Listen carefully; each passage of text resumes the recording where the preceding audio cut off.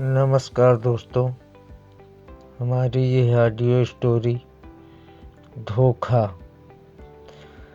एक मोबाइल की शॉप में रामू और श्यामू नाम के दो लड़के काम करते थे। शॉप का मालिक रामू और श्यामू को अपने बेटे की तरह मानता था। कुछ ग्राहक दुकान में सामान लेने आते हैं। रामू और श्यामू ग्राहकों को सामान देते हैं। मालिक कुर्सी पर बैठे हुए एक ग्राहक से कहते हैं, भाई आपको क्या चाहिए? ग्राहक, हमें एक मोबाइल रिचार्ज चाहिए।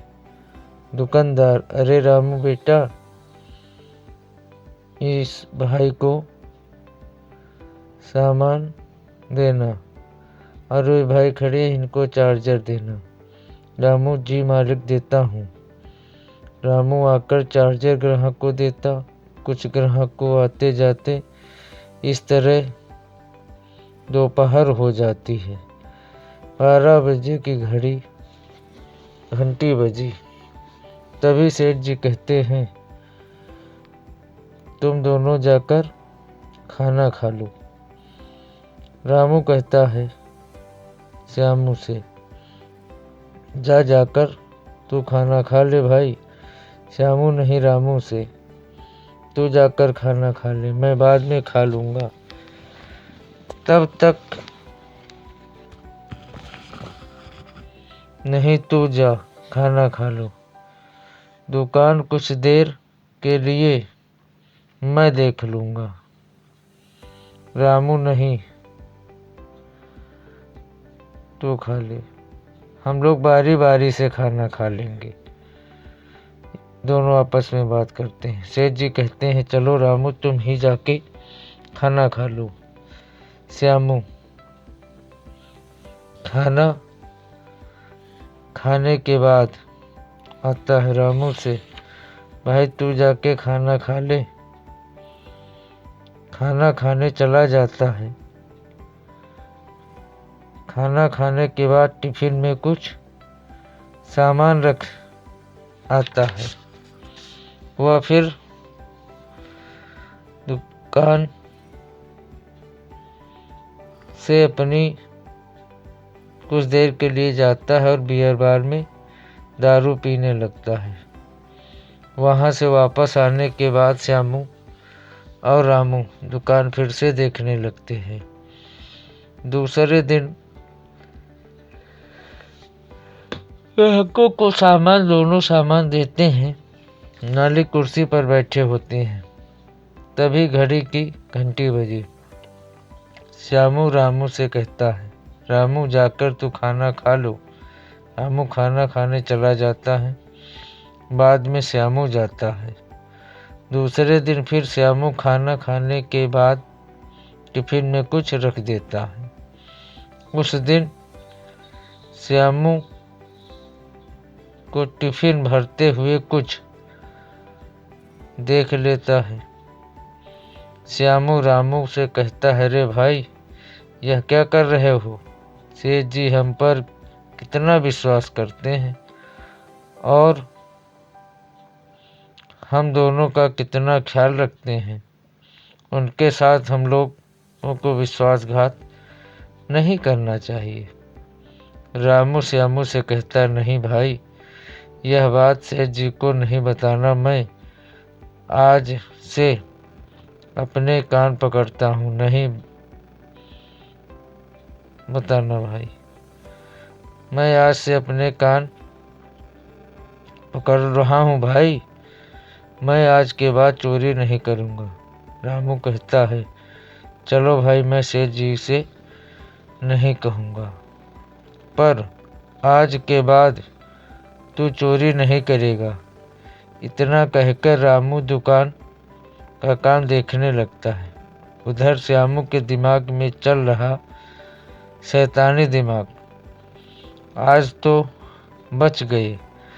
हमारी इस चोरी की कहानी को रामू जान ही गया। अब रामू को हमें फंसाना पड़ेगा, नहीं तो मैं चोरी नहीं कर पाऊंगा। तभी श्यामू के दिमाग में एक आइडिया आया और कुछ सामान श्यामू के टिफिन में रख देता है और श्यामू मालिक के पास जाता है। सेठ जी, रामू चोर है। दुकान से रामू रोज सामान चुरा कर ले जाता है। मैंने उसे कुछ सामान उसके टिफिन में भरते हुए देखी है। सेठ जी को रामू का टिफिन चेक करवाता है। सेठ जी यह देखकर दंग रह गए। तभी श्यामू सेठ जी से कहता है, सेठ जी, श्यामू को पुलिस के हवाले कर देते हैं, पुलिस उगलवा लेगी रामू से। श्यामू ही पुलिस को फोन कर देता है। पुलिस आके श्यामू को पकड़ ले जाती। इसी तरह श्यामू अपने आप को बचा लेता है। एक दिन सेठ जी लेटे हुए थे। अचानक सेठ जी की नज़र एक पोस्टर पर पड़ती है। पोस्टर पर लिखा होता है, कभी कभी हम जो देखते हैं वो होता नहीं, और जो होता है हम उसे देखते नहीं। तभी सेठ जी कुछ सोच में पड़ गए। लगता है सच्चाई हमारे आसपास ही है, शायद हमको दिख नहीं रही। इसका हमें पता लगाना ही पड़ेगा। उसी के बाद से ही सेठ जी की नज़र रामू पर रहने लगी। सेठ जी और रामू पर ग्राहक आते जाते, घंटी बजती। सेठ जी, रामू खाना खा लो। रामू जी, सेठ जी, रामू खाना खाने के बाद फिर से अपने टिफिन में कुछ रख देता है। रामू को कुछ रखने में सेठ जी की नज़र होती है।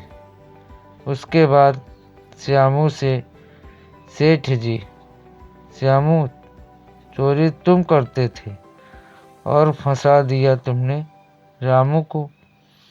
हमने तुम्हारे दोनों के लिए क्या क्या नहीं किया।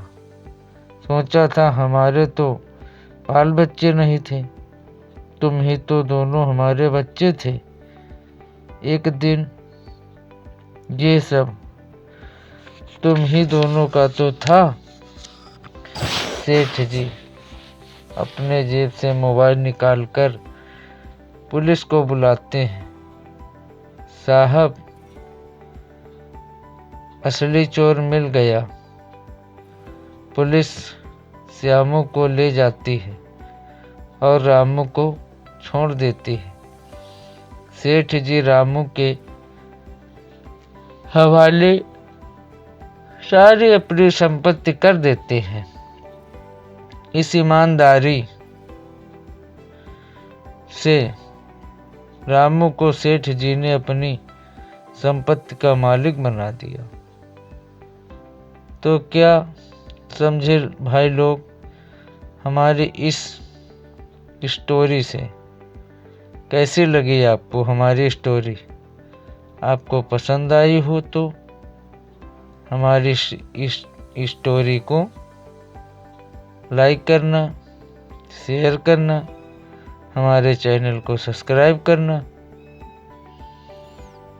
और घंटी भी बजा लेना।